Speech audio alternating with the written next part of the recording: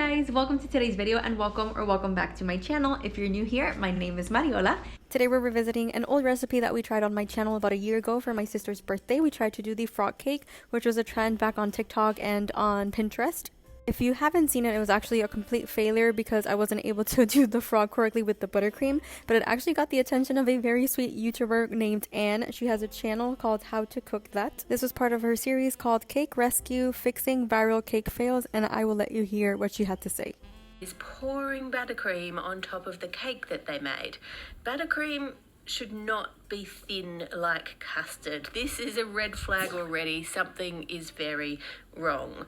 Now, they did manage to spread this out as best as they could and even pipe some details around the edge that they said were drooping down, and their initial piping of the frog looks great, but once they left it for a couple of minutes, it totally collapsed, and in their own words, we epically failed. I do want to thank Anne real quick and everybody else that watched her video. Everybody was really nice and very encouraging. Some people even asked us to update them whenever we tried this again, so this is what we're doing today and hopefully we can redeem ourselves. I also did follow Anne's recipe for the buttercream frosting to the T, but first let's talk about the actual cake. We're going to try to do, because we love Christmas baking on this channel, we're going to do a Christmas frog cake. So it's going to be a red velvet cake with the buttercream frosting, and then we're going to do Christmas trees and frogs on top. So let's get into it. First, we're going to add 3 cups of cake flour, followed by 1 teaspoon of baking soda, 2 tablespoons of unsweetened natural cocoa powder, half a teaspoon of salt, and then you're just going to mix it all together. Over at your stand mixer with a paddle attachment, you are going to beat in together half a cup of unsalted butter, softened to room temperature, and 2 cups of granulated sugar. It's going to be there for about a minute at medium to high speed until combined. When you're done mixing, make sure to scrape down the sides and up the bottom of the bowl with a rubber spatula as needed. Now we're going to add 1 cup of canola or vegetable oil, 4 large eggs, which I didn't show you on camera, but off camera I actually separated the egg yolks and the egg whites, so we're going to throw in right now the egg yolks, as well as 1 tablespoon of pure vanilla extract, 1 teaspoon of distilled white vinegar, and mix it all together. It says to beat it on high for 2 minutes, but when I did it went kind of crazy, so I had to do it on medium speed for 2 minutes. Once we're done mixing this, we're going to put the mixer on low speed and we're going to start adding the dry ingredients that we did at the beginning in 2 to 3 additions, alternating with the buttermilk. So for this recipe, I didn't have buttermilk, so I decided to do the at-home mixture with milk and the vinegar. So we just add that, and as you can see, alternating with the dry ingredients as well as the buttermilk.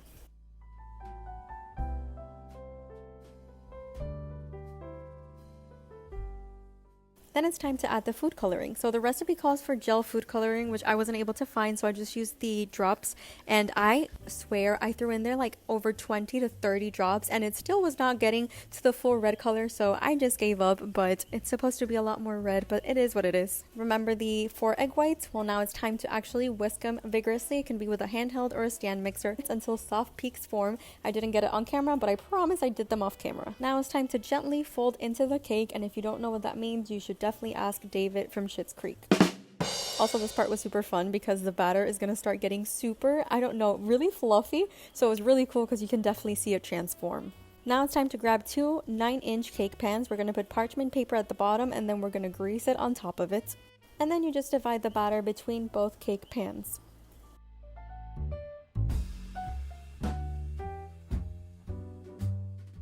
Now it's off to the oven, which has been preheating at 350 degrees. As I've said before, our oven is a little bit crazy, so the recipe calls for 30 to 32 minutes. I always have to add 5 minutes extra, so it stayed there for about 37 minutes, and they smelled amazing. Look at how pretty they turned out. Like I said, the red color was not happening today, and I've done it before, and it has worked, but unfortunately, I just got more of a clayish color, but it still tasted just as good. Because I was so determined to get this cake right today, I decided to let them cool for about 4 hours, but you can obviously do less. And now the moment you guys have been waiting for, the buttercream icing. So we're going to start with 2.5 cups of icing sugar.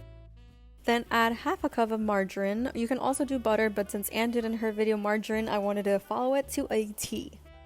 And then you mix it together on high for about a minute. She says to trust the process because sometimes it starts off really clumpy and then it forms into the buttercream icing. And if needed, you can add 0 to 4 tablespoons of milk or cream. I did notice it was still a bit on the clumpy side, so I did add 1 tablespoon of milk only.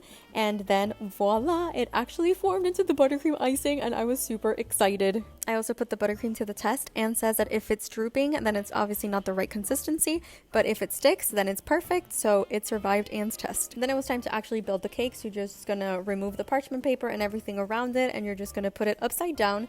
We put a little bit of buttercream in the middle. I will say that the recipe on her website is for cupcakes, so we only did the exact recipe that was there just because I was nervous and I wanted to make sure I could color the other ones of different colors. So obviously if you're going to do more, then you can make a bigger batch, but I decided just to be patient because I was honestly really nervous. So the one in the middle was one batch of the buttercream frosting for the cupcakes. Then we did a second batch for the top, and then a third batch for the sides, and then just kind of zhuzh it up a little.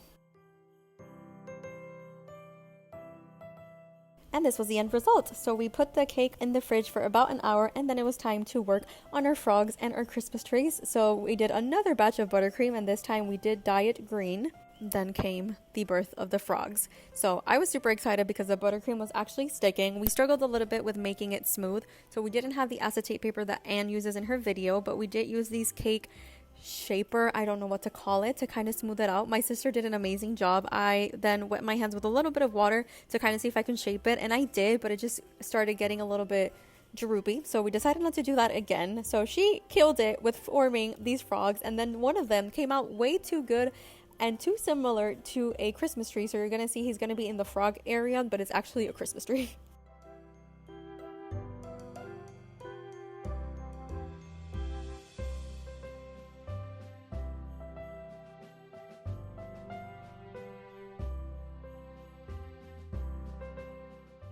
And here are our frogs and our little trees in the back. As you can see, some literally look like the mountain from Whoville, but it's okay. We love them just the same. And then we put them in the freezer for about 15 minutes.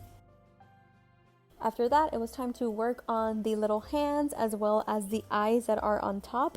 And I froze them again for another 15 minutes.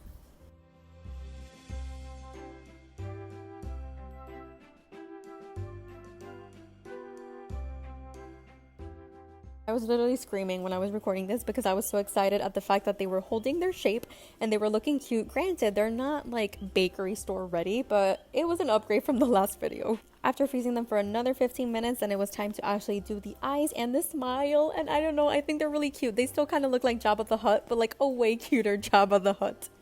Here's our little frog family. They went into the freezer once again for 30 minutes, and then it was time to actually build the cake.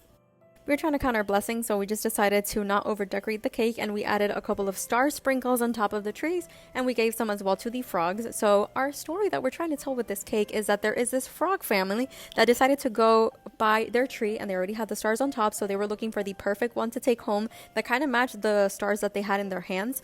And as you see, I'm gonna drop a frog very soon.